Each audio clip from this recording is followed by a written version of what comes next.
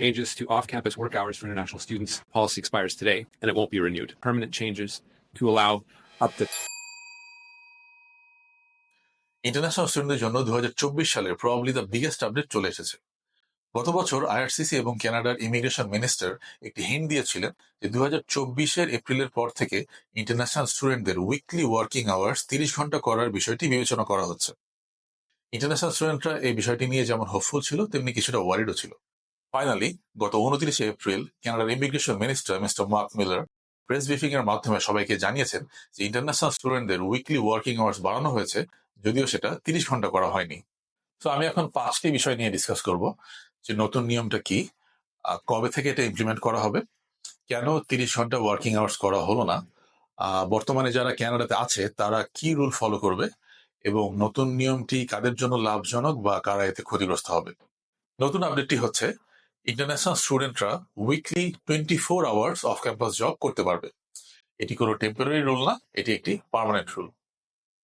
আগামী September session থেকে এই রুলটি ইমপ্লিমেন্ট করা হবে।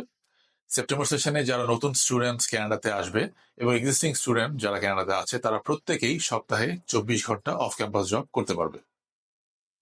ওয়ার্কিং আওয়ার্স কেন 30 ঘন্টা করা হলো না এই বিষয়ে কানাডিয়ান ইমিগ্রেশন মিনিস্টারের কাছে জানতে চাইলে তিনি বলেন, the purpose of international student is to study, not to work. ওয়ার্ল্ডের বিভিন্ন কান্ট্রিতেই ইন্টারন্যাশনাল স্টুডেন্টদের ওয়ার্কিং আওয়ার্সের উপরে রেস্ট্রিকশন আছে। কানাডা তাদের সবার সাথে তাল মিলিয়ে চলতে চায়। তাছাড়া কানাডাতে যদি ওয়ার্কিং আওয়ার্স অন্যান্য কান্ট্রির চাইতে অনেক বেশি হয়, সেক্ষেত্রে তারা এমন স্টুডেন্টদেরকে অ্যাট্রাক্ট করবে যারা পড়াশোনার নামে কানাডাতে কেবল কাজ করতেই আসবে, যেটা কানাডা চায় না। ইমিগ্রেশন মিনিস্টার আরও বলেন যে অতিরিক্ত সময় কাজ করলে ইন্টারন্যাশনাল স্টুডেন্টদের একাডেমিক পারফরমেন্স ডিক্লাইন করতে পারে, অনেক ক্ষেত্রে স্টুডেন্টদের ড্রপ আউট রেশিওটা বেড়ে যেতে পারে। আরেকটি ইম্পর্টেন্ট বিষয় হচ্ছে স্টুডেন্টরা বেশিরভাগ ক্ষেত্রেই 8 ঘন্টার শিফটে কাজ করে থাকে।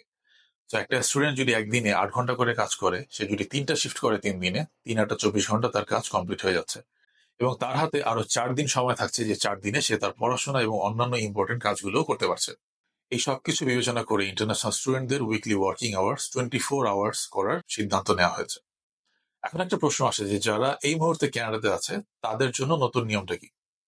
ইমিগ্রেশন মিনিস্টার এই বিষয়ে বলেছেন যে যেহেতু মে থেকে অগস্ট এটা সামার সেশন, আর সামারের সময় ইন্টারন্যাশনাল স্টুডেন্টরা ভ্যাকেশনে থাকে এবং ভ্যাকেশনের সময় প্রতিটি ইন্টারন্যাশনাল স্টুডেন্টই ফুল টাইম কাজ করতে পারে। সো এখন তাদের ফুল টাইম কাজ করা নিয়ে কোনো রেস্ট্রিকশন নেই।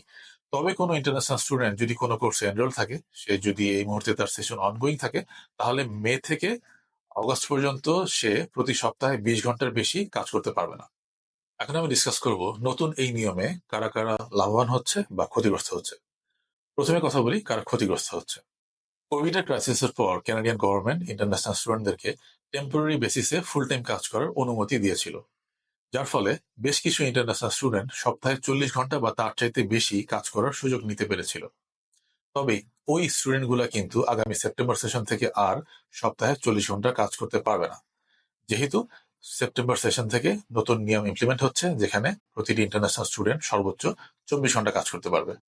সো এতদিন যে স্টুডেন্ট গুলা সপ্তাহে 40 ঘন্টা বা তার চেয়ে বেশি সময় ধরে কাজ করেছিল, তারা চাইলেও সেপ্টেম্বর থেকে সপ্তাহে 24 ঘন্টার বেশি কাজ করতে পারবে না। এবং ক্ষতিটা এখানে যে তাদের হাতে কাজ আছে কিন্তু 24 ঘন্টার বেশি কাজ করার পারমিশন নেই। নতুন এই নিয়ম থেকে কারা কারা বেনিফিটেড হবে। আগামী সেপ্টেম্বর সেশনে যে ইন্টারন্যাশনাল স্টুডেন্টরা কানাডাতে আসবে তারা প্রত্যেকেই এই নতুন নিয়মের কারণে বেনিফিটেড হবে। আমরা জানি কানাডাতে আগে একটা ইন্টারন্যাশনাল স্টুডেন্ট সপ্তাহে 20 ঘন্টা কাজ করতে পারতো, যেটাকে এখন বাড়িয়ে 24 ঘন্টা করা হয়েছে। তার মানে একটা ইন্টারন্যাশনাল স্টুডেন্ট প্রতি সপ্তাহে 4 ঘন্টা করে এক্সট্রা কাজ করতে পারছে। এখন ধরুন একটা স্টুডেন্ট যদি প্রতি ঘন্টায় $15 করে আর্ন করে, তাহলে অতিরিক্ত যে 4 ঘন্টা সে কাজ করতে পারবে সেখানে সে $60 এক্সট্রা আর্ন করতে পারবে, এবং মাসে যেহেতু 4 সপ্তাহ, তার মানে মাসে সে $240 এক্সট্রা আর্ন করতে পারবে। আরেকটি ইম্পর্টেন্ট বিষয় হচ্ছে কানাডাতে এতদিন অনেক ইন্টারন্যাশনাল স্টুডেন্ট ফুল টাইম কাজ করতে পারতো, যেটা সেপ্টেম্বর সেশন থেকে আর সম্ভব হচ্ছে না। আপনাদেরকে বোঝানোর জন্য আমি আমাকে নিয়ে একটা এক্সাম্পল দিই। ধরুন আমি কানাডাতে কোনো একটা কোম্পানিতে ফুল টাইম কাজ করছি, মানে সপ্তাহে 40 ঘন্টা করে কাজ করছি। তবে সেপ্টেম্বর থেকে আমি আর 40 ঘন্টা করে কাজ করতে পারবো না, আমি ম্যাক্সিমাম 24 আওয়ার কাজ করতে পারবো। এখন আমার কোম্পানিতে যেহেতু 40 ঘন্টা কাজ করার সুযোগ আছে, আর আমি এখানে 24 আওয়ার কাজ করলে সেখানে কিন্তু 16 আওয়ারের একটা ভ্যাকেন্সি ক্রিয়েট হচ্ছে, যেটা আগে আমি করতাম বাট এখন আমি করতে পারছি না। আমি যদি শিফট হিসেবে বলি তাহলে 8 ঘন্টার কিন্তু 2টা শিফট ওখানে নতুন করে ভেকেন্ট হবে। আমি করতে না পারলে সেই কাজটা অন্য কোন ইন্টারন্যাশনাল স্টুডেন্ট করবে, এখানে কিন্তু নতুন ভ্যাকেন্সি ক্রিয়েট হচ্ছে। আগে যে বিষয়টা ছিল কিছু কিছু স্টুডেন্ট অনেক আর্ন করতে পারতো, আবার কেউ কেউ জবই পেতো না, সেই জিনিসটা এখন আর থাকছে না। নতুন নিয়মের কারণে ইন্টারন্যাশনাল স্টুডেন্টদের চাকরি পাওয়াটা এখন কিছুটা ইজি হয়ে যাবে। কানাডার এই নতুন নিয়মের মাধ্যমে ইন্টারন্যাশনাল স্টুডেন্টদের যে একটা জব ক্রাইসিস ছিল সেটা অনেকটাই কমে আসবে বলে আমি মনে করি।